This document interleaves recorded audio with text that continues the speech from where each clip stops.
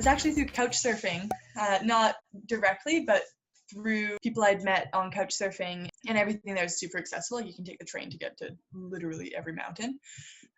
So we all hopped on the train with the idea that we were going to go build the highest recorded igloo in the world, because we had checked and we couldn't find anything else that stated otherwise. We got off in Zermatt, which is where the Matterhorn is, and then spent the next 4 days hiking up to 4,000 meters. And when we were camping, like, we were constantly digging out our tents with fresh snow. We had to like navigate this beautiful glacier. And then, yeah, it's pretty crazy. So this one day is like to get up to the next plateau. And we had basically 2 routes to choose from.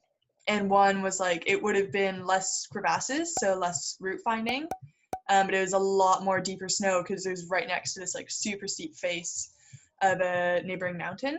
And then the other route was less snow or less powder on top, but it was a lot more route finding and like a bit steeper. You had to navigate these like huge holes in the glacier. And we ended up choosing that one just because like we didn't want to have to turn around because of fresh snow. And sure enough, we like start hiking, and about 4 hours later we sort of get closer up to the top, and as we do that, exactly where we would have been on the other side, a huge avalanche came down and just like buried that half of the glacier. So that was pretty humbling and pretty aware to just be like, our actions have like real life consequences right now. And that's part of the reason why I love doing that type of stuff. But yes, we got up and there's this beautiful sunset where like the Matterhorn's right behind us. We surrounded in this like pristine, like silent valley. The skies had cleared up for us. And yeah, the next day we hiked up, spent about 7 hours digging out a hole so we can get to the ice.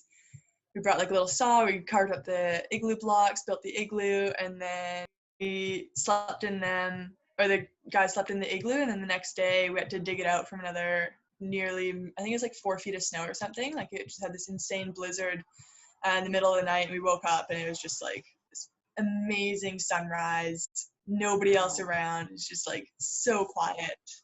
I've seen a million sunrises and it never gets old. Their faces the next morning when like every sunrise they'd wake up and the sky would be pink. The whole basis of the trip was this ridiculous idea of building an igloo, and it was worth it. Like everything about that trip was amazing, and I would do it again in a heartbeat.